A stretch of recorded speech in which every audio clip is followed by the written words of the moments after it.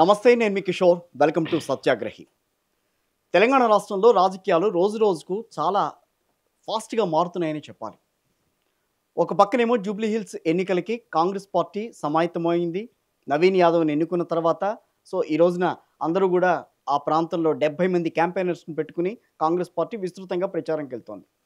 మరో పక్కన అడ్మినిస్ట్రేటివ్ పరంగా మేమేదో సంస్కరణలు తీసుకొచ్చే ప్రయత్నం చేస్తున్నాం. అదేవిధంగా ఎవరైతే ఇప్పటివరకు కాంగ్రెస్ పార్టీకి వ్యతిరేకంగా మాట్లాడుతున్నారో వాళ్ళని మళ్ళీ పార్టీలోకి, అంటే మంత్రివర్గంలోకి చేర్చుకునే ప్రయత్నం చేస్తున్నామని చెప్పి ఒక రకంగా సంకేతాలు ఇస్తోంది రేవంత్ సర్కార్. మరోవైపు అజారుద్దీన్ ఈ రోజున మంత్రిగా ప్రమాణ స్వీకారం చేశారు. సో ఏం జరుగుతోంది? ఇటు పక్కన జూబ్లీ హిల్స్ ఎన్నికల్ని ఎదుర్కొంటోంది, మరో పక్కన రాష్ట్రంలో ఈ రకమైన పరిణామాలు చోటు చేసుకుంటున్నాయి. సో వీటన్నిటి మీద మాట్లాడదాం. అంతేకాకుండా వరదలకి సంబంధించి ఎవరు వాటిని మానిటర్ చేస్తున్నారు గవర్నమెంట్ తరఫున, ఈ విషయాల మీద. అంతేకాకుండా అనర్హత అంశం ప్రస్తుతం కోర్టులో నుంచి బయటకు వస్తోంది అంటే కోర్టులో నడుస్తోంది. ఇప్పుడు అది సుప్రీంకోర్టు మళ్ళీ దాన్ని టేక్ ఓవర్ చేస్తోంది కాబట్టి ఏం జరిగే అవకాశం ఉంటుంది? సో వీటన్నిటి మీద మాట్లాడేందుకు ప్రముఖ రాజకీయ విశ్లేషకులు, బీఆర్ఎస్ కో-ఫౌండర్ వీరమల్ల ప్రకాష్ గారు ఉన్నారు. ఒకసారి మాట్లాడదాం. నమస్తే సార్ ప్రకాష్ గారు. నమస్తే. ఫస్ట్ అజారుద్దీన్ ఇన్, నలుగురు అవుట్ అని అంటున్నారు. ఏం చెప్తారు ఆ విషయంలో? అంటే నలుగురు అవుట్ అనేది అయితే ఇవాళ మార్నింగ్ అయితే లేదా ఎవరిని డిస్మిస్ చేయలేదు కదా. చేయలేదు, పోనీ ఇంకా ఎవరిని రిజిగ్నేషన్స్ కూడా తీసుకోలేదు. ఈ ఎలక్షన్ టైంలో జనరల్గా ఎవరిని బయటికి పంపే అవకాశం ఉండదు. ఓకే. అజారుద్దీన్ను తీసుకోవడం అనేది రాజ్యాంగాన్ని ఉల్లంఘించడమే ఇది. ఎందుకంటే election commission already code issue చేసింది. అతను జూబ్లీ హిల్స్లో ఎన్నికలను ప్రభావితం చేయగలిగిన వ్యక్తి. అతను గతంలో ఎమ్మెల్యే కంటెస్ట్ చేశాడు పోయినసారి, ఇమ్మీడియట్ పాస్ట్. సెకండ్, ఆయన ఉండేది కూడా జూబ్లీ హిల్స్ కాన్స్టిట్యున్సీనే. అవును. ఆయన డైరెక్ట్గా మైనారిటీ ఓటర్స్ను ప్రభావితం చేసే విధంగా ఆయనను మంత్రివర్గంలోకి తీసుకోవడం అనేది కోడ్ ఉన్నప్పుడు ఇంతకంటే ఉల్లంఘన ఇంకోటి ఉండదు. కోడ్ ఉండగా ఇవన్నీ జరుగుతున్నాయంటే అసలు ఏంటని అంటారు? ఎలక్షన్ కమిషన్ పట్టించుకోవాలి కదా. ఈసీ పట్టించుకోవాలి. సైలెంట్గా ఉంటే ఎట్లా? పోనీ బీజేపీ వాళ్ళు కంప్లైంట్ కూడా చేశారు. అవును. మరి చేసినాక కూడా పట్టించుకోకపోతే ఎట్లా? సోమోటోగానే వాళ్ళు ఇన్స్ట్రక్షన్స్ ఇవ్వాలి. అవును. మరి ఇది ఉల్లంఘన కిందకి వస్తుంది కదా. రేపు ఒకవేళ ఫర్ ఎగ్జాంపుల్ రేపు గెలిచిండు అనుకుందాం కాంగ్రెస్ క్యాండిడేట్, బీఆర్ఎస్ కోర్టు పోయినట్టయితే మరి ఇది ప్రూవ్ అవుతుంది కదా. అంటే అజారుద్దీన్ నిజంగా అతన్ని బుజ్జగించడానికి తీసుకున్నారా, లేకపోతే ముస్లిం ఓట్ బ్యాంక్ని లాక్కుందాం రేపు జూబ్లీ హిల్స్ ఎన్నికల్లో అన్న ఆలోచనతో తీసుకున్నారని? అతన్ని బుజ్జగించడానికి ఎమ్మెల్సీ ఇచ్చారు. అది పెండింగ్ లో ఉంది. పెండింగ్ లో ఉంది. ఇప్పుడు ఏంటంటే మొన్న బిలియన్ కనెక్ట్ అనే ఒక సంస్థ, ఆ బిలియన్ కనెక్ట్ ఎవరో రెహనా అట, మరి మీ జర్నలిస్ట్ రెహనా వేరే రెహనా నాకు తెలియదు. ఓకే. వారి ఆధ్వర్యంలో నడుస్తున్న సంస్థ. ఆ బిలియన్ కనెక్ట్ దాని డైరెక్టర్స్ ఇద్దరు కూడా ముస్లిమ్సే.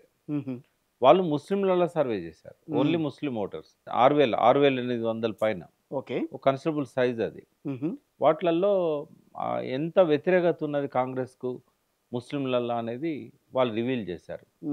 ఎంఐఎం చెప్తే ముస్లిమ్స్ తింటారు అనే దానికి వాళ్ళు తెరదించారు. ఎందుకంటే అత్యంత కరప్టెడ్ పార్టీస్లల్లో రెండవ స్థానంలో ఎంఐఎం పెట్టారు, మొదటి స్థానం బీజేపీకి ఇచ్చారు.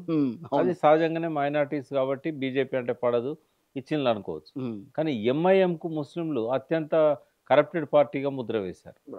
దానికి 31% వేస్తే బీఆర్ఎస్కు 10% ఇచ్చారు, 27% కాంగ్రెస్ ఇచ్చారు. అంటే ముస్లింల మనోభావాలు ఎట్లున్నాయి అనేది ఆ సర్వే చెప్పింది. రేవంత్ రెడ్డి ముఖ్యమంత్రిగా అడిగినప్పుడు 64% కేసీఆర్కి అనుకూలంగా ఇచ్చారు, 27% రేవంత్ రెడ్డి అన్నారు. అంటే చాలా క్లియర్ ఇండికేషన్ ఏంటంటే మోర్ దెన్ 50% ముస్లిం ఓట్స్ వన్ సైడ్ బీఆర్ఎస్కి, 70% దాదాపు బీఆర్ఎస్కు పోల్ అవుతున్నాయి ఈ జూబ్లీ హిల్స్ ఎన్నికల్లో అనేది ఆ బిలియన్ కనెక్ట్ ఇచ్చిన సర్వే రిపోర్టు. అది వచ్చిన తర్వాత కొంచెం సురుకంటింది రేవంత్ రెడ్డికి. ఇంకా ముస్లిం ఓట్ లేకపోతే మనం ఎట్లా గెలుస్తాం? బీసీలలో వన్ సైడ్ ఏం లేదు, నవీన్ యాదవ్కి వర్టికల్ స్ప్లిట్ ఉంది. ఎందుకంటే బీసీలలో లేదు, యాదవ్లలో కూడా లేదు. దానికి రీజన్ చెప్తాను నేను. ఎప్పుడైతే మైనార్టీస్ ఓట్లు పడతలేవు అని అనుకున్నారో ఏం చేయాలనేది అప్పుడు ఇక్కడ ఒకటేమో అజారుద్దీన్ను మంత్రిని చేసినట్టయితే జూబ్లీ హిల్స్ మీద ప్రభావం చూపెట్టచ్చు. At the same time Bihar ఎన్నికలున్నాయి. బీహార్ ఎన్నికల్లో కూడా ఈ విషయం ప్రస్తావనకు వస్తూ ఉంది. మీ గవర్నమెంట్లలో మీరు ముస్లింలకు మంత్రివర్గంలో ఇచ్చారా? అవును. ఇప్పుడు ఇది మొదటి క్యాబినెట్, ముస్లిం క్యాబినెట్లో లేకుండా మొదటి క్యాబినెట్ ఇది. ఒక 300 కాపు లేకుండా కూడా మొదటి క్యాబినెటే.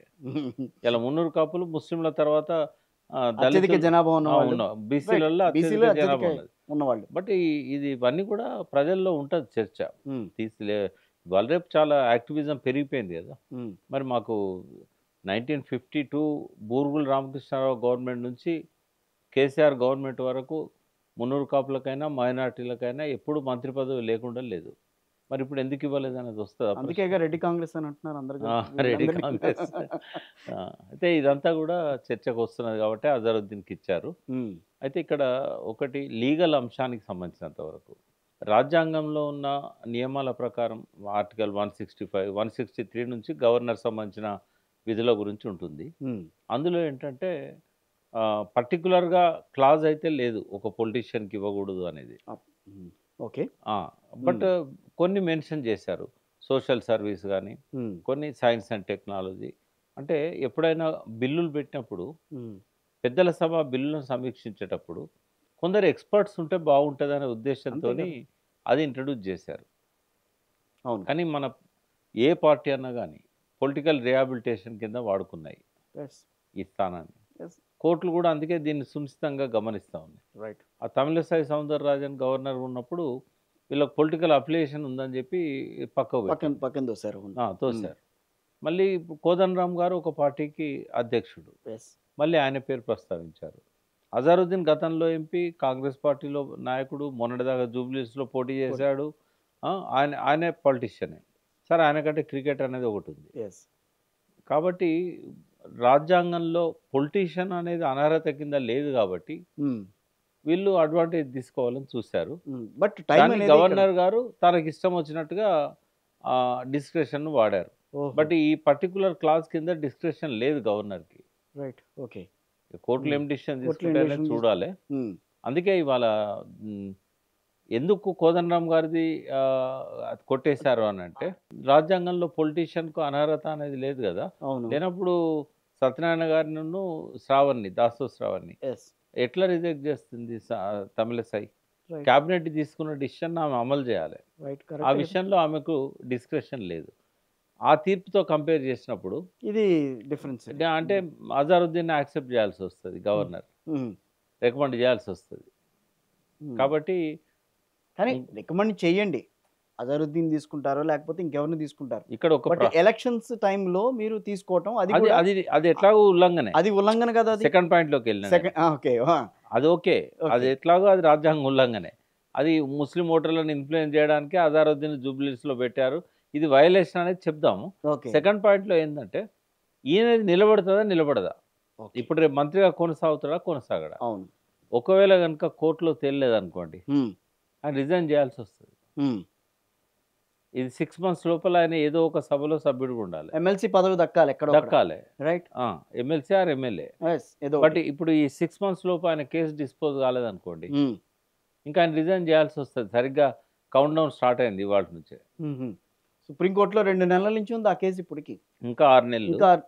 ఇంకా ఈ రోజు నుంచి 6 నెలల లోపల ఆయన హౌస్కి ఎలక్ట్ కావాలి, నామినేట్ కావాలి. కాకుంటే అది డిస్క్వాలిఫై అయిపోతాడు. ఎమ్మెల్సీగా క్వాలిఫై అవుతాడా? రేవంత్ రెడ్డి కావాలనే సుప్రీంకోర్టులో ప్రొలాంగ్ చేస్తాడు. అజరుద్దీన్ ఎందుకు చేస్తాడు? అజరుద్దీన్కి ఎలివేట్ చేయడం అనేది మజ్లిస్కి ఇష్టం ఉండదు.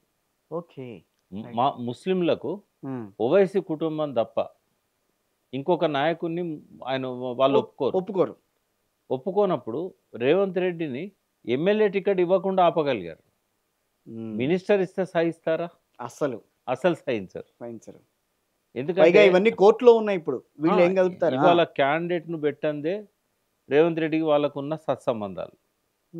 క్యాండిడేట్ ను పెట్టలే కదా, మీరు జాగ్రత్తగా గమనించారు. అజరుద్దీన్ కాంగ్రెస్ క్యాండిడేట్ అయినప్పుడేమో మజ్లిస్ సపోర్ట్ చేయలే, క్యాండిడేట్ ను పెట్టారు. అప్పుడు అజరుద్దీన్ ఓటమికి వన్ ఆఫ్ ది రీజన్ కూడా. రైట్. అవును. మరి అజరుద్దీన్ బదులు ఒక బీసీకి టికెట్ ఇచ్చినప్పుడు మజ్లిస్ క్యాండిడేట్ను పెట్టకుండా వాళ్ళని సపోర్ట్ చేస్తూ ఉంది. అంటే అజరుద్దీన్కు వాళ్ళకున్న ఈక్వేషన్ ఏంటి?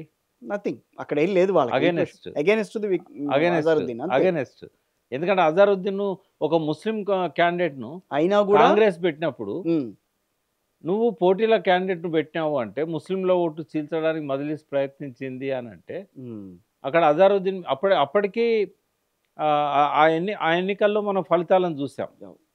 కాబట్టి ఇక్కడ అజారుద్దీన్ని ఎలివేట్ చేయడం అనేది మజ్లిస్కి ఇష్టం ఉండదు. ఓకే. బట్ ఇలా ఏదో నచ్చ చెప్పాడు, ముస్లింల ఓట్ల కోసం నేను అజారుద్దీన్ పెడుతున్నా, ఉమ్, ఇతను కంటిన్యూ కాలేడు, ఉమ్, 6 నెలల్లో ఇతనికి ఎమ్మెల్సీది కన్ఫర్మ్ కాకపోతే ఇతను దిగిపోతాడు. అక్కడ కన్ఫర్మ్ కాదు, ఎందుకంటే సుప్రీంకోర్టులో అడ్వకేట్ ఇక్కడ ఎవరైతే ఈ పార్టీ తరఫున అంటే ప్రభుత్వం తరఫున సుదర్శన్. సుదర్శన్ రెడ్డి గారు అక్కడ ఒకరు ఉంటారు కదా ఉమ్, స్టాండింగ్ కౌన్సిల్, అవును. వాళ్ళు కనుక దీన్ని ప్రొలాంగ్ చేశారనుకో వాదనలతోనో లేకుంటే, ఎందుకంటే ఇది గవర్నర్ అనే సెన్సిటివ్ ఇష్యూ, సెన్సిటివ్ ఇష్యూ, అవును. అవునా కదా, అవును, అది వరకు చాలా కోర్టు sensitive జడ్జిమెంట్ ఉన్న ఇష్యూ. ఉమ్, కాబట్టి ఏదో కారణంతో దాన్ని ప్రొలాంగ్ చేశారనుకోండి, అజారుద్దీన్ ఏం చేయాల్సి వస్తుంది, రిజైన్ చేయాల్సి వస్తుంది. అంతే. కాబట్టి అంటే జరగబోయేది ఇక్కడ ఎన్నికలు జరుగుతాయి. ఇప్పుడు నేను చెప్పిన దాని మీద ఆ, కరెక్ట్గా 6 months తర్వాత మళ్ళీ డిస్కస్ చేద్దాం. చేద్దాం. నేనేం చెప్పినో ఎగ్జాక్ట్లీ అదే జరుగుతుంది. ఉమ్, అజారుద్దీన్ కంటిన్యూ కాడు, రాసి పెట్టుకోవచ్చు. 100% రాసి పెట్టుకోవచ్చు. దానికి ఒకే ఒక్క కారణం, ఎందుకంటే కోర్టులలో ఉన్న లూప్ హోల్స్ను ఉమ్, చాలా అద్భుతంగా ఉపయోగించుకునే వ్యక్తి రేవంత్ రెడ్డి. మొన్న బీసీల విషయంలో స్పష్టంగా తెలిసిపోయింది. 42% ఆయన రిజర్వేషన్. ప్రజలను మభ్యపెట్టడానికి కోర్టులను వాడతాడు, అవును. ఇవాళ ముస్లింలను మభ్యపెట్టడానికి అజారుద్దీన్ పెట్టాడు. ఉమ్, మళ్ళీ ఇంటర్నల్గా ఆయన చెప్పే విషయాలు మజ్లిస్కు చెప్పాడు. ఉమ్, ఇతనేం కంటిన్యూ కాడు, ఇతను 6 నెలల్లో క్విట్ చేయాల్సి వస్తుంది, yes. సుప్రీంకోర్టులో అది ప్రొలాంగ్ అవుతుంది, అది పెండింగ్ ఉంటుంది అని చెప్పేసి. ఉమ్, సహజంగానే 1 yearలో 1.5 yearలో డిస్పోజ్ కావు సుప్రీంకోర్టు కేసు. అవును, అవును. కాబట్టి ఇది సహజంగానే పెండింగ్లో ఉంటుంది. ఇంకా కొంచెం దాన్ని పెండింగ్లో పెట్టడానికి ప్రభుత్వం వైపు నుంచి కూడా కొంత జరుగుతుంది రాజకీయ ప్రయోజనాల కోసం.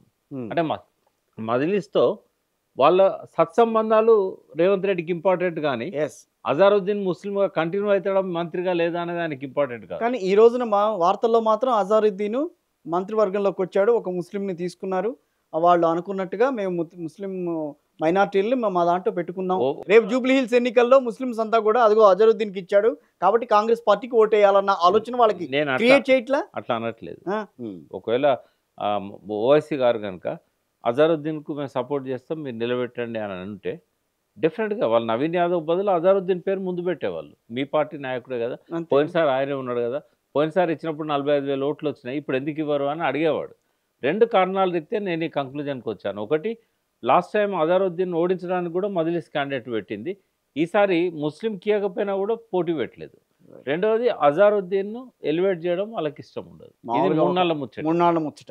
కేవలం జూబ్లీ హిల్స్ ఓటర్లను ఉమ్, ప్రభావితం చేయడానికే తప్ప, నిజంగానే జూబ్లీ హిల్స్ ముస్లిం ఓటర్స్ కనుక మా క్యాబినెట్లో మంత్రి పదవి ఇచ్చిండు అని అంటే, నువ్వు అదివరకు షబ్బీర్ అలీ ఉన్నాడు కదా ఇవ్వాలనుకుంటే, yes, అవును. షబ్బీర్ అలీని అట్లా అడ్వైజర్గా పెట్టి ఉమ్, ఎంతో మందికి ఎమ్మెల్సీ పదవులు ఇచ్చాడు నామినేటెడ్గా. అంటే ఇది ఎమ్మెల్యే కోట, ఎమ్మెల్యే కోట, అవును. ఎమ్మెల్యే కోట, ఎమ్మెల్సీ పదవి భర్తీ వచ్చినాయి కదా. అవును. మరి షబ్బీర్ అలీ ఎందుకు ఇవ్వలేదు? Shabbir Ali senior minister, yes.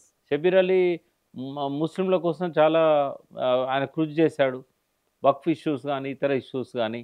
మరి నీకు అంత పెద్ద లీడర్ నీ పార్టీలో ఉండగా నీకు ఆయనను తప్పించేసి అడ్వైజర్గా పెట్టేసి నువ్వు ఎమ్మెల్సీ ఎందుకు ఇవ్వలేకపోయినావు ఆయనకు? నీకు ముస్లింల ప్రేమ ఉంటే yes.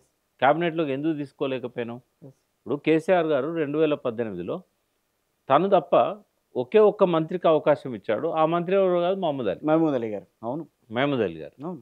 మరి నువ్వు క్యాబినెట్లో ముస్లిం లేకుండా ఉన్న ముస్లింను తప్పించి ఎందుకు చేయాల్సి వచ్చింది? కరెక్ట్. అంటే ఇవన్నీ కూడా జూబ్లీహిల్స్ ముస్లిం ఓటర్స్ ఆలోచిస్తారు. సరే, ముస్లిం ఓటర్లు బీఆర్ఎస్ వైపు ఉన్నారు అని అనుకుందాం. యాదవులు, జూబ్లీ హిల్స్ యాదవులలో కూడా ఏకపక్షంగా లేదు. ఎందుకంటే నవీన్ యాదవ్కి ఎందుకు ఓటేయకూడదు? కాంగ్రెస్కి ఎందుకు ఓటేయాలి? ఎందుకంటే ఇప్పుడు గత 10 సంవత్సరాల పాలనలో మొట్టమొదటిసారిగా ఆ గొర్రెల పథకం పెట్టింది కేసీఆర్. ఫస్ట్ ఆయన ఈ 3,75,000 యూనిట్స్ మొదటిసారి ఇచ్చాడు. రెండవసారి 3,25,000 యూనిట్స్ మళ్ళీ ఇచ్చాడు. 1,50,000 యూనిట్స్ పెండింగ్ ఉండే, ఓకే, షార్ట్ లిస్ట్ అయినాయి, మార్జిన్ మనీ కట్టారు వాళ్ళు. ఈయన 2 years నుంచి ఆపేశాడు. కనీసం ఎప్పుడు ఇస్తామనేది కూడా చెప్తలేడు. స్కామ్ అన్నాడు. ఆ స్కామ్ బయట పెట్టడానికి ఏమీ లేదు. గవర్నమెంట్ దగ్గర అన్నీ ఉన్నాయి. ఏసీబీ ఉంది, పోలీస్ డిపార్ట్మెంట్ ఉంది, అన్నీ ఉన్నాయి. మరి ఎక్కడ స్కామ్ జరిగింది? రైట్. దాని మీద ఎంతవరకు వచ్చింది విచారణ? అంటే యాదవ్‌లకు ఆయన ఏం చేసిండని చెప్పి యాదవ్‌లు ఓట్లేయాలి. ఓకే. బీఆర్ఎస్ ఏమో చెప్పుకోవడానికి ఉంది. మేము యాదవ్‌లకి ఇది చేసాం, మేము బర్రెలు ఇచ్చాం, మేము గొర్రెలు ఇచ్చాం, మేము ఇన్ని యూనిట్స్ ఇచ్చాం. షార్ట్ లీజ్ చేసినయి, డబ్బులు కట్టినయి, మార్జిన్ మనీ కట్టినయి ఇవ్వడానికి ఇబ్బంది ఏమైంది? రైట్. కాబట్టి ఇవాళ ఇక్కడున్న ఎవరైతే యాదవ్‌ల ఓటర్స్ ఉన్నారో హ్మ్. మూలాలు గ్రామాల్లో ఉంటాయి కదా! అవును. వాళ్ళకి సంబంధాలు ఉంటాయి. వాళ్ళ పిల్లలు ఇక్కడ ఐటీలో ఉంటారు. వాళ్ళ పిల్లలు ఇక్కడ ఉద్యోగాల్లో ఉంటారు. వాళ్ళ పిల్లలు ఇక్కడ ఆటోలు నడుపుతుంటారు. అవును. వీళ్ళందరి గ్రామాల్లో ఏం జరుగుతుందో తెలవదు. వాళ్ళు ఎందుకేస్తారు ఓట్లు? కేవలం నవీన్ యాదవ్‌కి ఇచ్చినంత మాత్రాన బీసీల మీద రేవంత్ రెడ్డికి ప్రేమ ఉన్నదంటే నవీన్ యాదవ్ కూడా నాకు సోషల్ వర్క్ ఎక్కువ నాకు గాని, మా అది నాన్నకి వేరే గాని విషయం. అవన్నీ కూడా ఉన్నాయి. మా ఆ- యాదవుల కోసం నేను చేశానని చెప్పుకుంటున్నాడు. నేనేమంటున్నా ప్రతి క్యాండిడేట్‌కు పర్సనల్ ఫాలోయింగ్ ఉంటది. ఉండొచ్చు. దాన్ని ఎవ్వరం మనం కాదనలేని ఫ్యాక్ట్ అది. ఓకే. ఆ సంగతి పక్కకు పెడదాం. అది ఒక్కటి గెలిపియలేదు. తెలుసు కదా అది మీకు? కరెక్టే. ఆ ఒక్క విషయం గెలిపించలేదు. అవును. పార్టీ అనేది ప్లస్ కావాలి. ఎస్. ఇక్కడ కాంగ్రెస్ నవీన్ యాదవ్ ప్లస్సా మైనసా? నేను అదే అడిగితే నాకు ప్లస్ అని అన్నాడు అతను. ఆయనకు ప్లస్ కాదు అది. కాంగ్రెస్‌కి ఆయన ప్లస్. అందరినీ ఈయన కాంగ్రెస్ ఆయన మైనస్. ఆయన మాట్లాడింది ఏంటంటే అంతమంది మీద నాకు ఇచ్చాడు అని అంటే రేవంత్ గారు నాకు ఇచ్చాడు అని అంటే నా మీద నమ్మకంతో ఇచ్చాడు ఆయన. నేను యాదవ్ ఆయన- సామాజిక వర్గం కాబట్టి నా మీద నాకు ఆయన ఇచ్చాడని ఇచ్చింది చెప్పి ఆయన అన్నాడు. మీద నమ్మకం కాదు. ఆ, బీసీలు బట్టలు ఇప్పి రోడ్డు మీద నిలబెడుతున్నారు రేవంత్ రెడ్డిని. అది. 42% ఏదైతే రిజర్వేషన్ ఇస్తారని మభ్యపెట్టి మోసం చేసిండో ఉమ్, పోవాల్సిన పద్ధతిలో పోకుండా బీసీలను మభ్యపెట్టే విధంగా ఈ ఆర్డినెన్స్లు కానీ కోర్టులు కానీ ఆయన చేస్తున్న వ్యవహారం అంతా ఉమ్, చేయాల్సిందేమో మోడీ గారిని కలిసి ఉమ్, రాష్ట్రపతి గారిని కలిసి ఇక్కడ సిచ్యువేషన్ అంతా చెప్పి ఉమ్. పార్లమెంట్లో రాజ్యాంగ సవరణ కోసం షెడ్యూల్ 9లో పెట్టడానికి ఆయన ప్రయత్నం చేయాలి. అది ఏమీ చేయలేదు ఈ మొత్తం ఈ 2 ఇయర్స్లో కూడా. ఓకే. అవును, చేయలేదు ఎక్కడ అదేం చేయలేదు. చేయలేదు. పైనుంచి వాళ్ళని ఇబ్బంది పెట్టే పనులు 2 చేశాడు. ఉమ్, ఇది మోడీ గారిని ఇబ్బంది పెట్టేది. మొదటిది ఏంటంటే జంతర్ మంతర్ దగ్గర ధర్నా ధర్నా పెట్టాడు. తీసుకెళ్ళాడు. రెండవది ఏం పెట్టాడు? ఈ 46% ఉన్నారని ఏదైతే హిందూ బీసీల గురించి చెప్తున్నాడో ఈయన ఇస్తానది 42% కదా. అవును. అంటే ఇంకా 4% ఎక్కువనే ఉన్నారు కదా. దానికి ముస్లింలను తోక తీసుకొచ్చి ఎందుకంటే ఇవ్వాలి? అది. అంటే ముస్లిం తోక ఉంటే వాళ్ళు చేయరు. ఆ విషయం తెలిసే వాళ్ళని తీసుకెళ్ళాడు. వాళ్ళని తీసుకొచ్చి పెట్టాడు. రైట్. నెక్స్ట్ డేనే కిషన్ రెడ్డి, బండి సంజయ్ మైనారిటీ ముస్లింలను దానిలో ఎట్లా పెడతారు మీరు మైనారిటీ బీసీలను అని చెప్పి వీళ్ళు ఇది ఇట్లుంటే మాత్రం కేంద్ర ప్రభుత్వం దీన్ని చేయదు అని చెప్పేశారు. చెప్పేశారు. అవును. అంటే ఈయనకు ఉద్దేశం ఉందా చేయాలని? లేదు. ఏ బీసీ అయినా ఎదగాలని ఆ సామాజిక వర్గం అనుకుంటుందా? అనుకుంటే బీసీలకి అధోగతి ఎందుకు వస్తుంది? కరెక్ట్. కరెక్ట్. అది 75 సంవత్సరాల నుంచి వాళ్ళ అసెంబ్లీలలో పార్లమెంట్లలో వాళ్ళు ఎందుకు ఎన్నిక కావట్లేదు? రైట్. కరెక్ట్. అది. ఏ బీసీకి వీళ్ళు ప్రాధాన్యత ఇచ్చారు? ఎస్. వీళ్ళందరినీ ఊర్లో ఒక్క రెడ్డి ఉన్నా కూడా మోసేది బీసీలే కదా. బీసీలే కదా. వాళ్ళ పొలాలు దున్నేది వాళ్ళే, వాళ్ళకి నాట్లు వేసేది వాళ్ళే, వాళ్ళ ఇంట్లో ఫంక్షన్లు అయినప్పుడు సేవలు చేసేది వాళ్ళే. అంటే వాళ్ళు ఎప్పటికి బానిసల్లాగానే ఉండాలనేది ఆ వర్గానికి ఉండే ఒక మనస్తత్వం. కొంతమంది ఎక్సెప్షన్ కావచ్చు, నేను కులం మొత్తాన్ని అనట్లేదు. రైట్. కొంతమంది మంచి వాళ్ళు ఉంటారు, ఏ కులంలోనైనా ఉంటారు. అందులో కూడా ఉన్నారు, అందులో దేశం కోసం త్యాగం చేసిన వాళ్ళు ఉన్నారు, నిజాం ప్రభుత్వానికి వ్యతిరేకంగా పోరాడి మరణించిన వాళ్ళు ఉన్నారు. ఎస్. ఐజ్ ఏ హోల్గా కులాన్ని నేను అనట్లేదు. కానీ ఎవరైతే రూలింగ్ క్లాస్ ఉన్నారో, పాలకవర్గం ఉన్నారో ఆ కమ్యూనిటీలో, వాళ్ళకి ఎట్టి పరిస్థితుల్లో కూడా వాళ్ళు బీసీల యొక్క శ్రేయోభిలాషులు కారు వాళ్ళు. ఎస్. బీసీలు ఎప్పుడు ఇట్లే ఉండాలనుకుంటారు వాళ్ళు. అది. కాబట్టి రేవంత్ రెడ్డి కూడా అదే సామాజిక వర్గానికి నాయకుడు. ఆయన అంతే కదా. అధికారంలోకి ఆ సామాజిక వర్గాన్ని అధికారంలోకి తేవడంలో కీలక పాత్ర అనేది. మరి అటువంటిప్పుడు ఆయనకి ఎందుకు ఉంటుంది? నేను ఒక ఛానల్లో చెప్పాను, ఒకవేళ ఈయన పోకపోయినా మోడీ గారే పిలిచి బీసీలకు నేను రిజర్వేషన్ ఇవ్వాలనుకుంటున్నా, రాజ్యాంగ సవరణ చేయాలనుకుంటున్నా అని అంటే పోయి 2 కాళ్ళు మొక్కుతాడు వద్దని చెప్పి 4 గోళ్ల మధ్యలో. అంత వ్యతిరేక ఆయన, అనుమానమే లేదు. ఓకే. అయితే ఇప్పుడు ఏమైంది? ఎక్స్పోజ్ అయ్యిండు హైకోర్టులో. ఈ బీసీ రిజర్వేషన్ అంశంలో ఇప్పుడు బీసీలు నమ్మకుంటాయింది. ఎవరైతే ఆయన జివో 9 తీసిన రోజు ఆయన పటాల మీద పూలేసిన వాళ్ళు ఉన్నారో వాళ్ళే ఇప్పుడు ఆయనకు అగెనిస్ట్గా బంధులు ధర్నాలు చేస్తున్నారు. అంటే ఆయన మీద భ్రమలు ఎప్పుడైతే తొలగిపోతున్నాయో దాన్ని కాపాడుకోవడానికి నవీన్ యాదవ్కి ఇచ్చిండు తప్ప ఆ కుటుంబం మీద ప్రేమ కాదు, ఆ కులం మీద ప్రేమ కాదు. ఈ విషయాన్ని నవీన్ యాదవ్, శ్రీశైలం యాదవ్ వాళ్ళని అనుసరించే వాళ్ళు ఫస్ట్ గుర్తించాలి. ఓటర్స్ కూడా గుర్తించాలి. బీసీలకు బీఆర్ఎస్ ఎక్కువ చేసిందా? కాదండి, యాదవులంతా కూడా వేసేస్తారన్న ఆలోచనలో ఉంది కాంగ్రెస్ ఎట్లా వేస్తారు? ఒక కులము ఆ, ఒక ఇప్పుడు యాదవ్ సామాజిక వర్గం జూబ్లీ హిల్స్ లో ఎక్కువగా ఉన్నారు, వాళ్ళు వేస్తారు. ఇది ఎక్కడా జరగదు. ఒక కులం వాడి టికెట్ ఇస్తే ఆ కులం వాళ్ళందరూ టికెట్ ఓట్లు వేస్తారు అనేది భారతదేశ చరిత్రలో ఈ రోజు ఎక్కడా లేదు వరకు అసలు. ఎక్కడ జరగదు. జరగదు కూడా అది. మా కేసీఆర్ గారు మాకు చెప్తుంటారు ఒక విషయం. ఉమ్, కర్నల్ రామచంద్రరావు గారు చనిపోయినప్పుడు 2002లో ఉమ్, ఉప ఎన్నిక వచ్చింది మెదక్కి. అప్పుడే కొత్తగా బీఆర్ఎస్ పార్టీ టీఆర్ఎస్ పార్టీ కొత్తగా వచ్చింది. ఓకే. ఇంకా సంవత్సరం కాలే ఉమ్, టీఆర్ఎస్ పార్టీ పుట్టి. ఉమ్, ఆయన ఎవరికి ఇవ్వాలి టికెట్ అని ఆలోచించాడు. ఈ నియోజకవర్గంలో మున్నూరు కాపు సామాజిక వర్గం ఎక్కువగా ఉంది. ఉమ్, కర్నల్ రామచంద్రరావు బ్రాహ్మణ్, బ్రాహ్మణులు. ఆయన కమ్యూనిటీ ఎక్కువ లేదు. ఉమ్, ఆయనకు ఒక మంత్రిగా పేరుంది.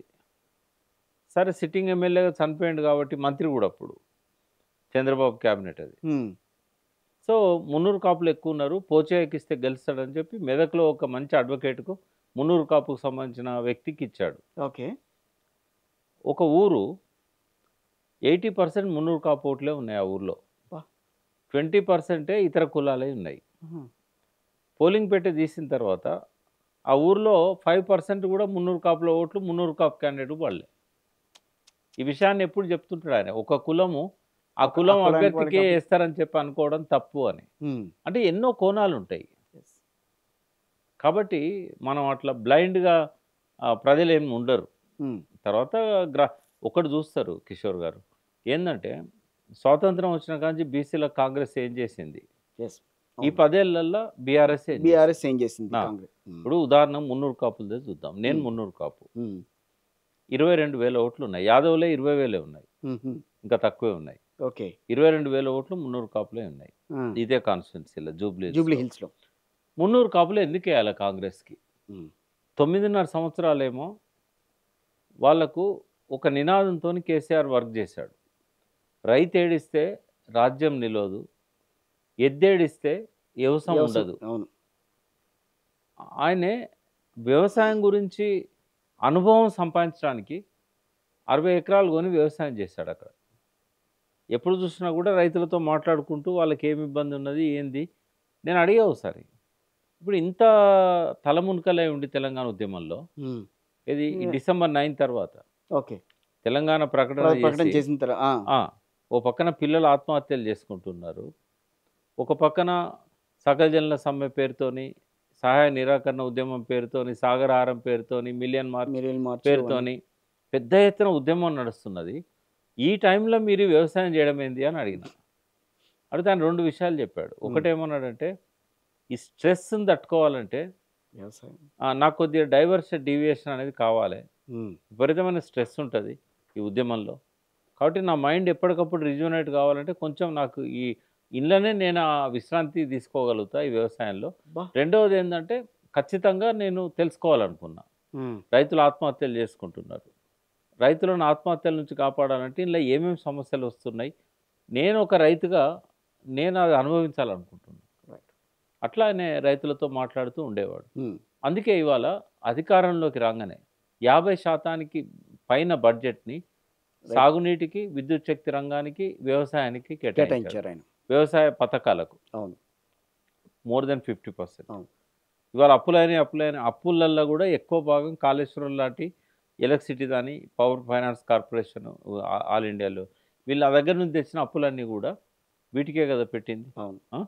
ఈ 24 గంటల కరెంట్ ఇవ్వడం వల్ల రైతులు బాగుపడతారు. తర్వాత రైతు బంధు ఇవ్వడం వల్ల వాళ్ళకి ఇన్పుట్ పెట్టుబడి వస్తుంది. బ్యాంకులో పోయి అప్పులు చేసి అవి తీర్చలేక ప్రైవేటు మిత్తిదారుల దగ్గర పోయి మళ్ళీ అప్పులు తెచ్చి అది కూడా కట్టలేక పెరుగన్నంలో పురుగు మందు కలుపుకొని ఉరిపెట్టుకొని సచ్చే అవసరం ఉండదు. ఆత్మహత్యలు చేసుకోకుండా వాళ్ళకు భరోసా ఇవ్వాలి అని చెప్పే కదా రైతు బంధు పెట్టింది. అదివరకు చనిపోయిన రైతుకు 50,000 ఇచ్చే దిక్కు లేదు చంద్రబాబు పీరియడ్లో. రాజశేఖర రెడ్డి వచ్చి 1,50,000 పెట్టాడు. ఈయన దాన్ని 5 లక్షల పైన ఇచ్చాడు. అంటే రైతు శ్రేయోభిలాష్ కాబట్టే కదా ఇవన్నీ చేసింది. కల్తీ మందులు అమ్మే వాళ్ళను అధికారంలోకి రాగానే పీడీ యాక్ట్ పెట్టి వాళ్ళని జైల్లో పెట్టేశాడు. కల్తీ ఎరువులు, నాసిరకమైన విత్తనాలు వీటన్నిటిని. అంటే ఒక రైతుగా మున్నూరు కాపులు ఎక్కువ రైతులే ఉంటారు, 90% రైతులు ఉంటారు. ఓ 10% మనకు రాజకీయాల్లో బిజినెస్లలో కనబడతారు. మరి వీళ్ళందరూ సంపన్న రైతులేం కాదు. చాలామంది అంటుంటారు ఈ కాపులను బీసీలను ఎందుకు పెట్టారు అంటే, ఇప్పుడు ఊర్లో పటేల్ ఉంటాడు, బీద బిక్కి ఉంటుంది. మా ఊరు ఉంది, మా ఊర్లో మున్నూరు కాప్ ఫ్యామిలీ, నేను పటేల్, మా ఫాదర్ పటేల్, మా తాత పటేల్, 3 తరాలు పటేళ్ళు. అంటే ఇక మున్నూరు కాపులు అంతా పటేళ్ళైనా కాదు కదా. ఇదే మా ఊర్లో చాలా మంది కూలినాలు చేసుకుంటారు. మా ఇంట్లో 20 సంవత్సరాలు పనిచేసిన పెద్ద జీతగాడు, ఆయన కింద ఇంకా 10 మంది చిన్న జీతగాళ్ళు ఉంటారు. అందరూ కూడా ఎక్కువ మంది మున్నూరు కాపులే. మా ఊర్లో నీటి పారుదల చూసిన నీరడి, సాధారణంగా నీరడిని మన్యపు కులం నుంచి తీసుకుంటారు. మా ఊర్లో మున్నూరు కాపు నీరడి. అంటే మున్నూరు కాపులలో ఒక 10% సంపన్నులు అయితే, మిగతా ఒక 20% మిడిల్ క్లాస్ వాళ్ళు అయితే, 70% పేదలే కూలీనాలు చేసుకునేటోళ్ళు. వాళ్ళను కులం పేరుతో వీళ్ళంతా సంపన్నులు అంటే ఎట్లా? రైట్. అంటే కంపారిటివ్లీ అన్ని కులాలలో కూడా బీద వాళ్ళు ఉన్నారు, రెడ్డిలలో కూడా ఉన్నారు. అయితే వీళ్ళల్లో పర్సంటేజ్ తీసుకున్నట్టయితే ఎక్కువ మంది మనకు ఈ బీసీలలోనే కనబడతారు. అలా మున్నూరు కాపు కూడా 70%కి ఎక్కువ భూమి లేని వాళ్ళు, కూలీనాలు చేసుకునేవాళ్ళు. ఇంకోటి, కాలక్రమంలో 57 ఏళ్ళ కాంగ్రెస్ పాలనలో ఏం జరిగిందంటే, 2 కులాలలో కొంత ఆర్థికంగా నిలదొక్కోగలిగారు వాళ్ళు. సంపన్న లైన్లో నేను అన్న నిలదొక్కుకోవటం. ఎవరు వాళ్ళు? ఒకటి గౌడ్స్, ఒకటి యాదవ్స్. అవును. ఎందుకంటే ఆ వృత్తులు ఫ్లరిష్ అయినాయి. గౌడాస్ చేసే వృత్తులు కానీ యాదవులు చేసే. అవును. మున్నూరు కాపులు ఏమైళ్ళు ఆ అప్పుల పాలై నీళ్లు పడక బోర్లలో, ఆ బోర్లు వేయడానికి అప్పులు చేసి నీళ్లు పడక వాళ్ళు ఆత్మహత్యలు చేసుకునే పరిస్థితి వచ్చింది. రైట్. కౌలుదారులలో కూడా ఎక్కువ మున్నూరు కాపులు, వాళ్ళు ఎక్కువ మంది ఆత్మహత్యలు చేసుకున్నారు. ఉన్న భూమిని వీళ్ళు అమ్ముకుంటే కొన్నది ఎవరు? అమెరికాకు పోయి సాఫ్ట్వేర్ ఇంజనీర్లు అయిన వారు, ఇక్కడ హైదరాబాద్కి వచ్చి వ్యాపారాల్లో డబ్బులు పెట్టిన వాళ్ళు, ఏమన్నా కొద్దో గొప్ప ఎకరం 2 ఎకరాలు గౌడ్స్ ఉంది, యాదవులు కొన్నారు. రైట్. సామాజిక ముఖ చిత్రం గ్రామాలది గత 50 ఏళ్ళ నుంచి తీసుకున్నట్టయితే మీకు ఇదే కనబడుతుంది. రైట్. మరి మున్నూరు కాపులకు ఈయన ఏం చేసిండని చెప్పి వాళ్ళు ఓట్లేస్తారు. ఆ పథకాలను కంటిన్యూ కానియలేదు. అవును. రైతు బంధు 2 సార్లు పడ్డది, ఆ 2 సార్లు కూడా అందరికి రాలేదు. అవును. ఖరీఫ్లో ఇవ్వాల్సింది రబీలో ఇచ్చారు. తర్వాత అది కూడా అందరు రాదు. రుణమాఫీ విషయానికి వచ్చినప్పుడు 48,000 కోట్లు అవుతుందని చెప్పి బ్యాంకులు లెక్క చెప్పాయి. ఏదో కారణంతో దాన్ని తగ్గించి 42,000 కోట్లు అన్నాడు. లాస్ట్కి ఇచ్చింది 22,000 కోట్లే అని అసెంబ్లీలో చెప్పాడు. ప్రజలకు అందింది 18,000 కోట్లే అని చెప్పి లెక్కలతో సహా హరీష్ రావు గారు చెప్పారు. అంటే ఏ విషయంలో నువ్వు పోనీ నిజంగానే కాళేశ్వరం నీళ్లతోని వాగులన్నీ అనుసంధానం చేసి చెరువులన్నీ నింపినవా? లేదు. అంతకుముందు ఎండాకాలంలో కూడా చెరువులు అలుగు దొరికినాయి. పోనీ కరెంట్ అన్న నువ్వు 24 గంటలు నాన్ స్టాప్ ఇచ్చినావా? కరెంటు కోతలు మళ్ళీ మొదలైనాయి. మరి ఇంకోటి, ఇవాళ వడ్లు మొన్న వర్షాలకు సేకరించిన వడ్లు కూడా తడిసిపోయినట్టు ఇలా మనం ఫోటోలు చూసాం. ఆ వడ్ల మీద పడి ఏడుస్తున్నారు. మరి నువ్వు ఎవరికి నష్టపరిహారం ఇస్తావు? సేకరించిన తర్వాత అది ఆ డబ్బులు వాళ్ళకు డ్యూ ఉన్నది.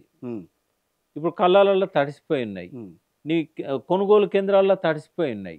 దాని మీద ఒక ఇప్పటివరకు స్పష్టత రాలేదు. అక్కడ చూడడానికి ఎవరున్నారు? అది ఇవన్నీ కూడా దాని గురించి ఆలోచించేవాళ్ళు నాయకులంతా వచ్చి జూబ్లీస్ లో కూర్చున్నారు అందరూ వచ్చి. సరే, ఏది ఏమైనా కూడా ఇవన్నీ కూడా మున్నూరు కాపులను కూడా హార్ట్ బర్నింగ్ ఉంది. అంటే ఇక అక్కడ డిసెసివ్ ఫ్యాక్టర్ ఎవరెవరు అంటే యాదవులు, మున్నూరు కాపులు, ముస్లిమ్స్, దళితులు. దళితుల విషయానికి వద్దాం. నువ్వు షార్ట్ లిస్ట్ అయిన దళిత బంధు పథకాన్ని ఆపేసినావు. అవును. వాళ్ళకి ఎంత హార్ట్ బర్నింగ్ ఉంటుంది? 10 లక్షలు నోటికొచ్చే కాడికి నోటికొచ్చే ముందు ఎత్తగొట్టాడు అనేది ఉంటుందా? ఉండదా? బాగా షార్ట్ లిస్ట్ అయినాయి అన్ని జిల్లాలు. జూబ్లీహిల్స్ నియోజకవర్గంలో కూడా ఇవాళ 28,000 ఓట్లు ఉన్నాయి వాళ్ళకు. 28,000 ఓట్లు ఉంటాయంటే కనీసం ఒక 7-8,000 ఫ్యామిలీస్ ఉన్నాయి. మరి అది ప్రతి ఒక్కరికి అప్లై అయ్యే పథకం అది. ఈవెన్ గవర్నమెంట్ ఎంప్లాయీ కూడా దళిత బంధు. అవును. మరి వాళ్ళందరికీ ఇప్పుడు ఇవాళ 500 ఫ్యామిలీస్ దాకా షార్ట్ లిస్ట్ అయి ఉన్నాయి. వాళ్ళకి ఎందుకు ఇవ్వలేదు? పోనీ 2 బెడ్రూమ్ హాలు, డిగ్నిటీ హోమ్స్ అని చెప్పి కేసీఆర్ పెట్టిన పథకం అది. ఆయన ఉన్నప్పుడు 2 ఫేజులలో జూబ్లీస్ వాళ్ళకు కూడా ఇచ్చాడు. 500. మొదటి ఫేజ్ 500, రెండో ఫేజ్ 500, మూడో ఫేజ్లో 500 షార్ట్ లిస్ట్ అయి ఉన్నాయి. వాళ్ళు దావత్ కూడా చేసుకున్నారు, మాకు ఇల్లు వచ్చిందని. మరి చాబీ ఇవ్వలే కదా? చాబీ లేదు, ఇవ్వలేదు. మరి వాళ్ళు ఏమనాలి? ఇప్పుడు వాళ్ళు ఎట్లా ఓట్లేస్తారు? ఇల్లు ఎవరుంటారు? ఇల్లు లేని వాళ్ళల్లో ఫస్ట్ దళితులు వస్తారు. దళితులు వస్తారు. తర్వాత ఇదే మున్నూరు కాపులు కాపు. బీసీలు వస్తారు, వీళ్ళు మిగతా బీసీ కులాలు వస్తాయి. ఉమ్. మరి వాళ్ళు ఎందుకు వేస్తారు? మరి ఎవరు వేస్తారంటారు కాంగ్రెస్ ఒక్క నిమిషం. పార్టీకి? షాదీ ముబారక్, కళ్యాణ్ లక్ష్మి. ఓకే, గోపీనాథ్ కాంగ్రెస్ ఎమ్మెల్యే కాదు కాబట్టి మొత్తం ఆపేసింది. అంతేగా. ఇవాళ రాష్ట్రంలో కూడా 26,000 షాదీ ముబారక్ ముస్లిమ్స్ ఎంతమంది ఉంటారండి? ఇప్పుడు ఒక ఒక ఒక సంవత్సరము ఒక 10 లక్షల పెళ్ళిళ్ళు అయినాయి అనుకుందాం. ఉమ్. అలా ముస్లింలు ఎన్ని ఉంటాయి? హార్డ్లీ ఉంటే ఒక 5%. 5%, 10% అంతే. ఉంటాయి. హిందువులో ఏమో 15,000 ఆగితే ముస్లింలో 26,000 ఆగినాయి షాదీ ముబారక్ చెక్కులు.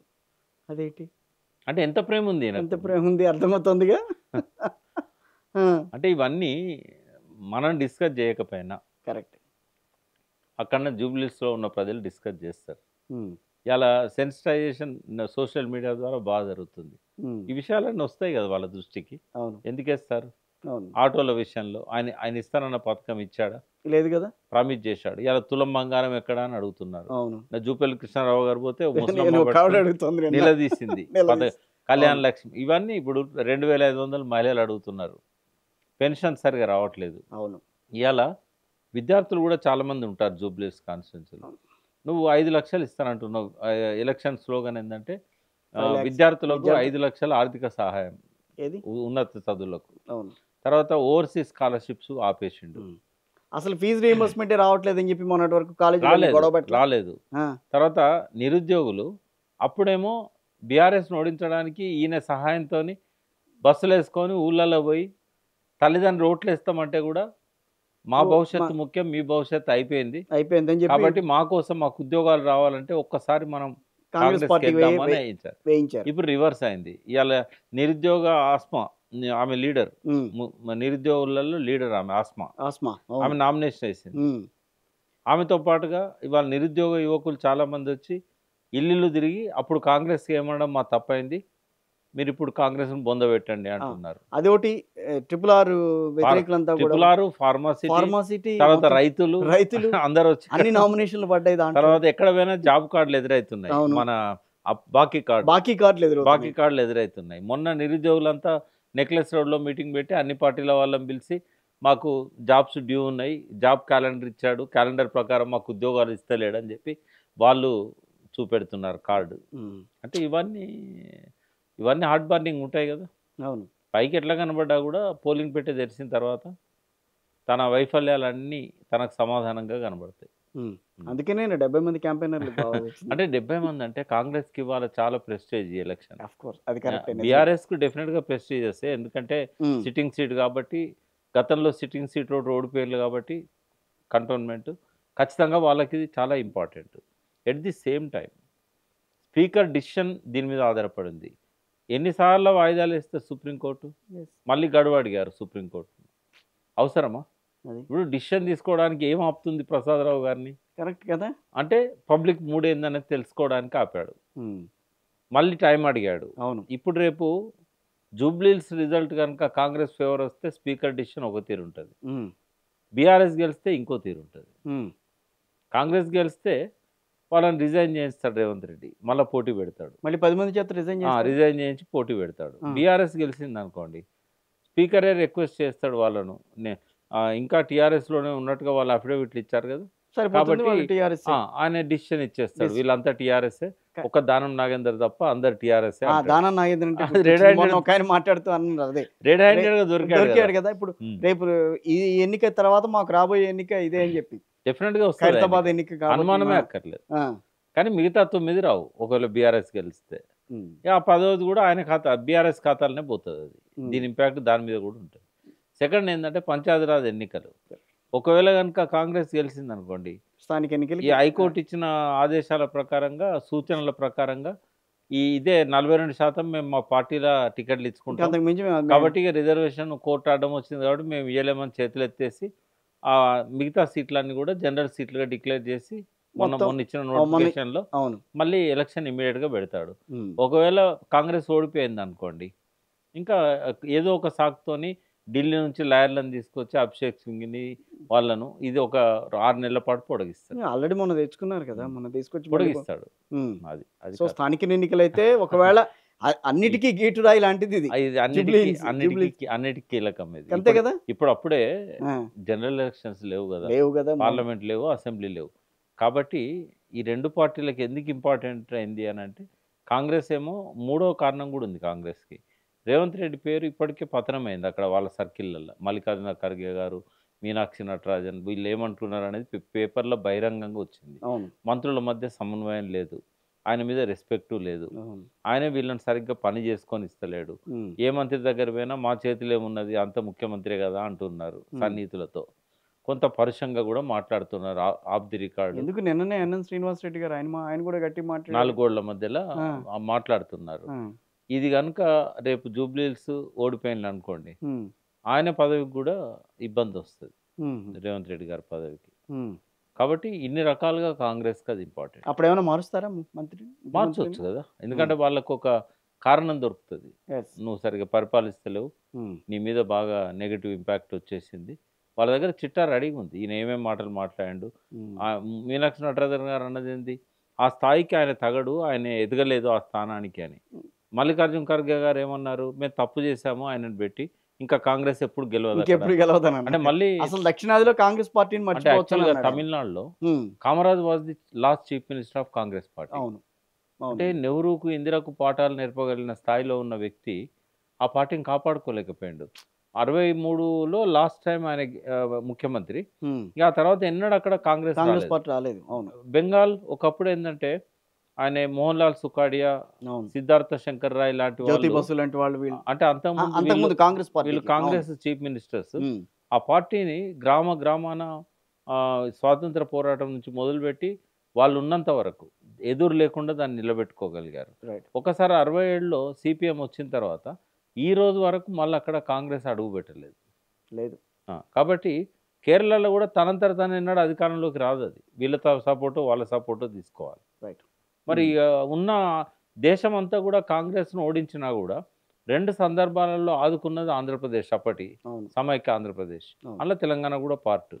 మరి అటువంటి తెలంగాణలో ఆంధ్రలో అంటే ఎట్లా పోయింది, ఇప్పట్లో రాదుగా. తెలంగాణలో కూడా భవిష్యత్తులో మళ్ళీ ఎన్నడూ కాంగ్రెస్ రాకుండా ఈ 5 ఏళ్ల పాలనే ఉదాహరణ. అది మా ఖార్గే గారు కరెక్ట్గానే గుర్తించారు, దాన్ని బయటికి కూడా అన్నారు ఆయన. ఇవాళ కూడా ఖర్గే గారు ఇంకో మాట అన్నట్టు, కర్ణాటకలో ఆర్ఎస్ఎస్ని బ్యాన్ చేయండి అని అన్నట్టు. ఇప్పుడు ప్రస్తుతం అక్కడ బాగా గొడవలు జరుగుతున్నాయి ఆర్ఎస్ఎస్ మీద, దాని మీద. వీళ్ళు ఇట్లాంటి డెసిషన్స్ తీసుకుంటునేటప్పుడు కొంచెం ఏ మూడ్ ఆఫ్ స్టేట్లో తీసుకుంటున్నారో అర్థం కావట్లేదు, కానీ కొంచెం అంటే అది ఇంటర్నల్ ఇష్యూ. కర్ణాటకలో ఆర్ఎస్ఎస్ మీద బ్యాన్ చేయడానికి కావాల్సిన ఆధారాలు వాళ్ళ దగ్గర ఉంటే చేయొచ్చు. గతంలో గౌరీ లంకేష్ను కాల్ చేశారు. అయితే మరి అది ఆర్ఎస్ఎస్ చేసింది అనడానికి సాక్ష్యాధారాలు వీళ్ళ దగ్గర ఉండి ఇట్లాంటి కొన్ని ఉదాహరణలు ఉంటే బ్యాన్ చేస్తారు. ఇదివరకు 2 సార్లు బ్యాన్ గురైంది ఆర్ఎస్ఎస్. నాథురామ్ గాడ్సే గాంధీని చంపినప్పుడు వాళ్ళ పేర్లన్నీ లిస్టులో వచ్చాయి. అప్పుడున్న గోల్వాల్కర్, వీర సావర్కర్ వీళ్ళందరూ వచ్చారు. తర్వాత గాడ్సే పుట్టింది పెరిగింది ఆర్ఎస్ఎస్లోనే. ఆయన హిందూ మహాసభ, హిందూ రాష్ట్ర పత్రికకి ఎడిటర్ ఉన్న, హిందూ మహాసభ ఉన్న, ఆయన మదర్ ఆర్గనైజేషన్ ఆర్ఎస్ఎస్. అప్పుడు ఒకసారి బ్యాన్ చేశారు, తర్వాత ఎమర్జెన్సీలో ఒకసారి బ్యాన్. మేము కగారు తీసుకొచ్చాం, కగారు వల్లే ఇప్పుడు నక్సలైట్లంతా కూడా మా చేతికి వస్తున్నారని చెప్పి మాట్లాడుతున్నారు కదా. సో ఆయుధాలతో వాళ్ళు వస్తున్నారా, ఆయుధాలతో రావట్లేదా? సో ఈ మధ్య కాలంలో కూడా మధ్యన మొత్తం అంతా వాళ్ళంతా జాయిన్ అయిపో జనజీవన స్రవంతిలోకి వచ్చేసారని చెప్పని అంటున్నారు. ఏంటని అంటారు నిజంగా అది? అంటే నేనేం బీజేపీకి కానీ అమిత్ షా కానీ నేను క్రియేట్ అయ్యాను. వాస్తవంగా ఏమవుతుందంటే కాలక్రమంలో అది సాయుధ పోరాటం మొదలుపెట్టింది 57 సంవత్సరాల కింద. 1968, 67లోనే డార్జిలింగ్ జిల్లాలో సిలిగురి, నక్సల్బరి అక్కడి నుంచి స్టార్ట్ అయింది. క్రమక్రమంగా ఎక్కడైతే నిర్బంధం వచ్చిందో అక్కడ అణచివేయబడ్డది. బట్ ఈసారి కేవలం నిర్బంధమే కాదు, మెల్లమెల్లగా ప్రజలు కూడా దూరం అవుతూ వచ్చారు. వాళ్ళు ఒప్పుకున్నా ఒప్పుకోకపోయినా రకరకాల కారణాల వల్ల ఈవెన్ ఛత్తీస్గఢ్లో కానీ, జార్ఖండ్లో కానీ, లేదా ఆంధ్ర ఒరిస్సా బార్డర్లో కానీ, తెలంగాణలో కానీ ఇవాళ గతంలో ఉన్నంతగా ప్రజల లోపల ఈ సమాజం మార్పు కోసం మనం ఆయుధాలు పట్టాలి, విప్లవం రావాలి, మార్క్సిజం లెనినిజం మా ఆలోచన విధానమే కరెక్ట్ సిద్ధాంతం అనేది ఇప్పుడు ప్రజల్లో అప్పుడు ఉన్నంత లేదు. మేము ఎంగున్నప్పుడు మేమంతా కూడా ఇన్ఫ్లుయెన్స్ అయిన వాళ్ళం. మీరు కూడా బాగా ఇన్ఫ్లుయెన్స్ అయినాం, కొంతకాలం వాళ్ళతో తిరిగాం. కానీ ఈ రోజు ఆ పరిస్థితి లేదు. Hmm. ఎందుకంటే సంక్షేమ పథకాలు బాగా వస్తున్నాయి, రైట్. కొంత అభివృద్ధి జరుగుతూ ఉన్నది. కానీ కాకపోతే ఏదన్నా ప్రత్యక్ష దోపిడీ బదులు మీరు కాదన్నా అవునన్నా వాళ్ళు ఆ రోజు ప్రజల్లో నిలబడడం, ప్రజల నుంచి బయటకు వచ్చి ప్రజలకి ఇవి కావాలని చెప్పి చెప్పడం కూడా ఒక సిగ్నలే చెప్పడమే కదా. కాదు, ఆ, వాళ్ళ వల్ల చాలా మంచి జరిగింది. ఉమ్, కానీ త్యాగాలు వాళ్ళు చేశారు. అవును.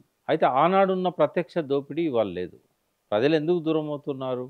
ఉమ్, వీళ్ళు ఏదో తప్పులు చేశారని కాదు, ప్రత్యక్ష దోపిడీ లేదు ఇవాళ. రైట్. సో ఇవాళ కొన్ని టెక్నాలజీ సెల్ ఫోన్లకు అలవాటు పడ్డారు. మీరు సెల్ ఫోన్లు వాడొద్దంటే వాళ్ళు వినరు. వినరు. తర్వాత ప్రభుత్వాలు రకరకాల పెన్షన్స్, సదుపాయాలు ఇట్లాంటివన్నీ ఇస్తున్నాయి. తగ్గట్టుగా పథకాలు ఇస్తున్నాయి. అది తీసుకోవద్దంటే వాళ్ళు వినరు. రెండవది అన్ని ఊర్లలకు రోడ్లు వస్తున్నాయి. అవును. మా ఊర్లలకు రోడ్లు ఎందుకు రావద్దు అనేది వాళ్ళకు ఉంటుంది. ఎస్. తర్వాత అందరు సెల్ ఫోన్లు వాడుతున్నారు. మా దగ్గర సెల్ టవర్ వేయొద్దంటే వాళ్ళు వినరు, వేయాలంటారు. వీళ్ళు వద్దంటారు. అంటే ఇట్లాంటివన్నీ కూడా సిద్ధాంతపరంగా కొంత మారాల్సిన అవసరం ఉందా? సిద్ధాంత పరంగానే కాదు, కార్యాచరణ కూడా మారాలి. మారిన పరిస్థితులు ఇవాళ ప్రత్యక్ష దోపిడీ ఎవరు చేస్తున్నారు? అదానీలు, అంబానీలు చేస్తున్నారు. అటవీ సంపదను దోచుకోవడము ఈ ప్రభుత్వాలు వాళ్ళకు నేరుగా అది ఎంతో కొంత దాన్ని ఆపగలిగారు. ఈ కనీసం ఒక 20-30 ఏళ్ళు వాళ్ళు అడుగు పెట్టకుండా దాన్ని ముందు సాగనీయకుండా చాలా దిక్కులో వాళ్ళు ఆపగలిగారు. అలా వాళ్ళ త్యాగాలను మనం డెఫినెట్గా గుర్తించాలి, గౌరవించాలి. తర్వాత ఇవాళ చాలా లాభం జరిగింది ఆదివాసులకు, వాళ్ళ కొంత మేలైంది అంటే బికాస్ ఆఫ్ నక్సలైట్స్. అది 1970s వన్ ఆఫ్ 70 యాక్ట్ వచ్చిన వాళ్ళ ఫేవర్గా, తర్వాత గిరిజన కార్పొరేషన్లు వచ్చిన, ఐటీడీఏలు వచ్చిన నక్సలైట్ లేకపోతే వచ్చేటివి కావు. ఈవెన్ తెలంగాణలో కూడా సిరిసిల్ల, జగిత్యాల ఇట్లాంటి కాడ భూస్వామ్య దోపిడీ పోయిందంటే బికాస్ ఆఫ్ నక్సలైట్సే. వాళ్ళు ఏంటంటే వాళ్ళు కాలిపోతూ వెలుగునిచ్చారు. వాళ్ళ త్యాగాల విషయంలో, వాళ్ళు చేసిన కార్యాచరణ విషయంలో అవన్నీ కూడా మనం సపోర్ట్ చేయాల్సిందే. కానీ సిద్ధాంతంలో కొన్ని లోపాలు ఉండడం వల్ల దాన్ని భారతదేశ నిర్దిష్ట పరిస్థితులకు అన్వయించడంలో కొంత లోపాలు జరగడం వల్ల వ్యక్తిగత హింసావాదం అనే దాన్ని 72లోనే తప్పని చార్మదార్ చెప్పినా కూడా దాన్ని కంటిన్యూ చేయడం వల్ల, ఇట్లాంటి కారణాల వల్ల అది మెల్లమెల్లగా పతనం అవుతూ వచ్చింది. అంటే నేను అనేది మొదటి క్రెడిట్ నేను స్వయంకృత అపరాధాలకు ఇస్తా. ఇవాళ గవర్నమెంట్ క్లెయిమ్ చేయడానికి లేదు. గవర్నమెంట్ క్లెయిమ్ చేసుకుంటుంది. అది సెకండరీ కావచ్చు, థర్డ్ కావచ్చు.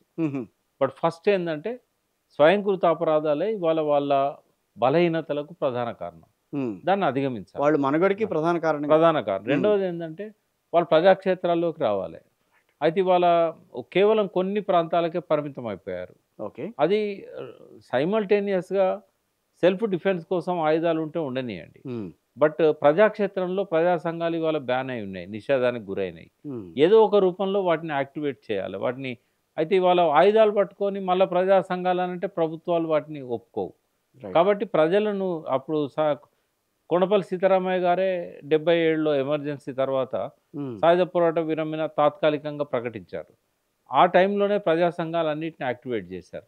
సరే, సాయుధ పోరాటం లేదు కాబట్టి ప్రభుత్వాలు కూడా వాళ్ళను పర్మిట్ చేసినాయి. ఇవాళ అదే పరిస్థితి వచ్చింది మళ్ళా. ఇది మొదటిసారి కాదు, రెండోసారి కాదు. 51లో నిజాంకు వ్యతిరేకంగా పోరాడి తర్వాత భారత సైన్యంతో పోరాడిన సందర్భంగా తప్పనిసరి పరిస్థితుల్లో సాయుధ పోరాట విరమణ చేయాల్సి వచ్చింది.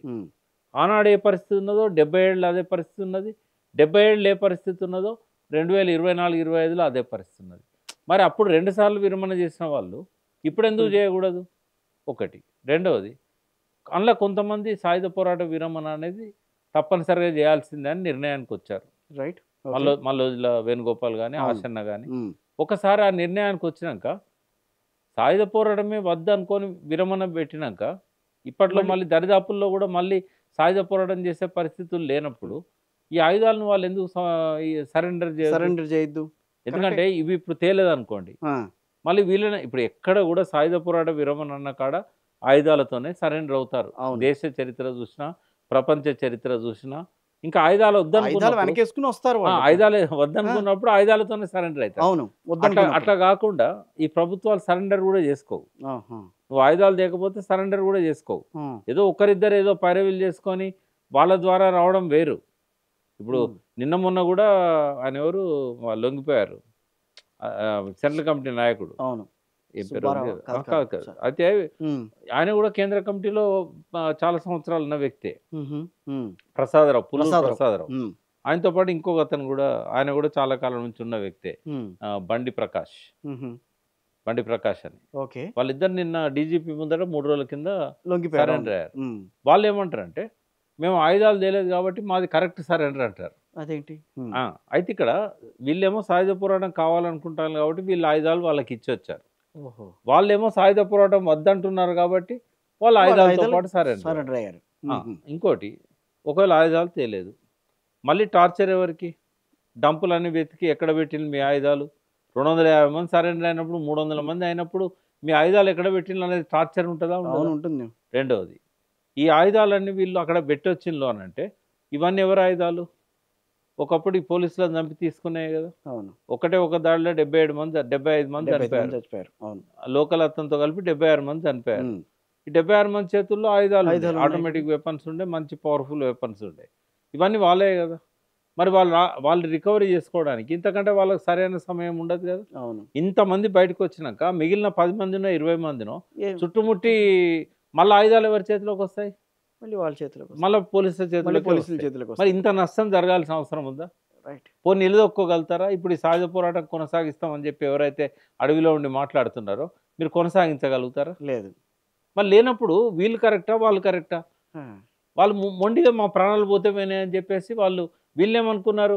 ఊరికే ప్రాణాలు ఇవ్వడం వల్ల ఉపయోగం ఏముంది? మీరు కూడా ఇప్పుడు ప్రజల్లోకి వచ్చి పని చేయాలి తప్ప అంతే కదా. ఊరికే ప్రాణాలు ఇవ్వడు. ఇప్పుడు ఒక నెల ముందు కనుక ఇదే ఆలోచన వాళ్ళు చేస్తుంటే బసవరాజు కూడా చనిపోయేవాడు కాదు కదా. కరెక్ట్. ఎంత విలువైన ప్రాణాలు పోయినాయి.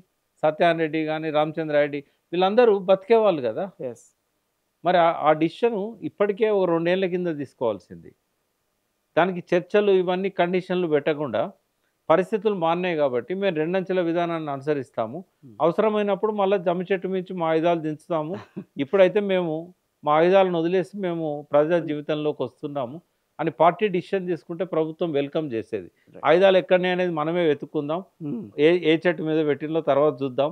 ముందైతే వీళ్ళు పోరాట విరమణ చేస్తున్నారు కాబట్టి అదే లెక్క మనకి అన్నట్టుగా. అంటే అది ఎంత విక్టరీ. ఇప్పుడు అమిత్ షా 1000 మందిని చంపిన దానికంటే వాళ్ళంతా వాళ్ళ అడవులను ఖాళీ చేసి వచ్చినట్టయితే అదొక పెద్ద విజయం కదా. ఒక డిసిషన్ మార్చుకోవడానికి అది కారణం అవుతుంది కదా. కాబట్టి ఆ తొందరపాటు అది. వాళ్ళకి ఇన్ఫర్మేషన్ అన్నది కూడా సాయుధ పోరాట విరమణ గురించి ఆలోచిస్తున్నారని పోలీసులో తెలిసి కూడా ఆ డిసిషన్ తీసుకున్న దాకా కూడా ఆయన ఉంచలేదు, కాల్ చేశారు. ఇవన్నీ పొరపాట్లు. ఏది ఎట్లున్నా అది ఆయుధాలతో లొంగిపోయినా, అది ఆయుధాలు లేకుండా లొంగిపోయినా అది లొంగుబాటు కాదు. మేము వదిలేసింది ఆయుధాలు తప్ప లక్ష్యం కాదు అని చెప్పలేదుగా. అది ఏదన్నా చెప్పుకోనియండి, వాళ్ళు చేస్తున్నది కరెక్ట్. బయటికి రావడం అనేది, నువ్వు ఆయుధంతో వచ్చినా ఆయుధం లేకుండా వచ్చినా బయటకు వచ్చి ప్రజల్లోకి వచ్చి ప్రజల సమస్యలు తీసుకొని కొట్లాడి ఇదే అదానీని అంబానీని మైనింగ్ వనరులను దోచుకోకుండా పెద్ద ఎత్తున ప్రజలను సెన్సిటైజ్ చేసి జెన్జీ లాంటి ఉద్యమాలను క్రియేట్ చేయాల్సిన సమయం ఇది. మీరు ఎట్లొచ్చిండ్రు అనేది పక్కకు పెట్టి ఇక్కడ బయట ఉన్న వాళ్ళకి ఏంటంటే వాళ్ళకి ఆ కష్టాలు తెలివాయి, ఆ బాధలు తెలివాయి. వాళ్ళు ఇక్కడ హాయిగా ఉన్నవాళ్ళు వాళ్ళ సిద్ధాంతాన్ని పట్టుకొని ఇంకా అదే మాట్లాడుతూ ఉంటారు. వాళ్ళంతా నా స్నేహితులైనా కూడా ఇవాళ వాళ్ళు మాట్లాడాల్సిన అవసరం కూడా లేదు. ఆ బాధలు బయట వాళ్ళు మాట్లాడితే అర్థం చేసుకుంటారు. అవును, కరెక్టే. కానీ మీరే ఇక్కడ ఉండి ప్రజా సంఘాలు లేవు. ఒకప్పటి వాసనలు ఉన్నాయి మీకు. బయటకు వచ్చి క్షేమంగా ఉన్న వాళ్ళని మీరు పోరాడండి, ఆయుధాలు మీరు వాళ్ళకి అప్పచెప్పి రావాలి. ఈ మాటలు మాత్రం మాలాంటి వాళ్ళని జీర్ణించుకోలేము. స్నేహితులైతే స్నేహితులు, కానీ పూర్వాశ్రమంలో కలిసి పనిచేసిన వాళ్ళని కావచ్చు. కానీ ఇవాళ ఇక్కడ కూర్చొని మీరు పోరాడండి అనడం మాత్రం కరెక్ట్ కాదు. దాని మీద తప్పొప్పులను నిర్ణయించే శక్తి కూడా వీళ్ళకి లేదు. ఎందుకంటే వాళ్ళని ఉన్నోని తెలుస్తుంది కష్టం ఏంది, బాధ ఏంది, ఎట్లా చంపుతున్నారు, ఎట్లా టార్చర్ చేస్తున్నారు, ఆడ అవకాశం లేదన్న సంగతి వాడికి తెలుసు. ఇక్కడి నుంచి మీరు డైరెక్షన్ వేయడం కరెక్ట్ కాదు. కరెక్ట్. అంటే ఇప్పుడు నక్సలిజాన్ని సంపూర్ణంగా రాడికేట్ చేశారని అనుకోవచ్చా? కాదు. ఎందుకైతుంది? ఇప్పుడు అట్లా చేయాలనుకుంటే కాదు, అది మళ్ళీ చెప్తున్నా. కానీ ఉండి చేయగలిగింది ఏం లేదు వాళ్ళు అక్కడ అనేది నేను అంటున్నాను. అమిత్ షా ఎప్పటికీ మార్చి 31 తర్వాత నక్సలైట్ ఉండడు, చివరి నక్సలైట్ నేను చంపేస్తాను, ఇదంతా సాధ్యం కాదు. ఎందుకంటే నువ్వు హిడ్మాన్ పట్టుకోగలుగుతున్నావా? లేదుగా, ఇప్పటికీ లేదు. ఇంకోటి, నక్సలైట్లు అంటే ఓన్లీ ఛత్తీస్గఢ్, నీ రికార్డులలో 5-6 జిల్లాలకే పరిమితం కావచ్చు. కానీ నక్సలైట్ల వల్ల దేశవ్యాప్తంగా చాలా ప్లేస్లలో క్షేమంగా ఉన్నారు. వాళ్ళు సమయం కోసం వెయిట్ చేస్తారు. Sleeper cells. స్లీపర్ సెల్స్‌లా ఉంటారు. హ్మ్. తర్వాత వాళ్ళు క్యాడర్‌ని తయారు చేసుకుంటా ఉంటారు. రైట్. ఎక్కడైతే ఇప్పుడు పిల్లి రూమ్‌లో ఏసి కొడితే తిరగబడి మన మీద దాడి చేస్తది అంటాం కదా! ఎక్కడ అన్యాయాలు జరుగుతున్నా ఏదో ఒక రూపంలో వాళ్ళ సిద్ధాంతం బయటకు వస్తూనే ఉంటది. రైట్. దాన్ని తీసేయడం అనేది అమిత్ షా తరం కాదు. ఎందుకంటే అంతకుముందు సర్దార్ పటేల్ అన్నాడు. ఆయన వచ్చింది నిజాం కోసం కాదు, 90% కమ్యూనిస్టులను అణచివేయడానికి. నేను లేకుండా చేస్తా అన్నాడు. 3 రోజులలో 4 రోజులలో నిజాం లొంగిపోయాడు కానీ ఆయన ఆర్మీ 3 సంవత్సరాలున్నా కూడా 25,000 మంది మొదలొచ్చారు నిజాం లొంగ తీసుకోవడానికి. తర్వాత ఇంకో 25,000 మంది 50,000 మంది వచ్చి 3 ఏళ్ళు కష్టపడ్డా కూడా వాళ్ళంతట వాళ్ళు పోరాట విరమణ చేశారు తప్ప వీళ్ళు లొంగ తీసుకోలేకపోయారు. తర్వాత వెంగళరావు శ్రీకాకుళం పోరాటాన్ని అణిచేసి నేను నక్సలైట్లను లేకుండా చేసిన అన్నాడు.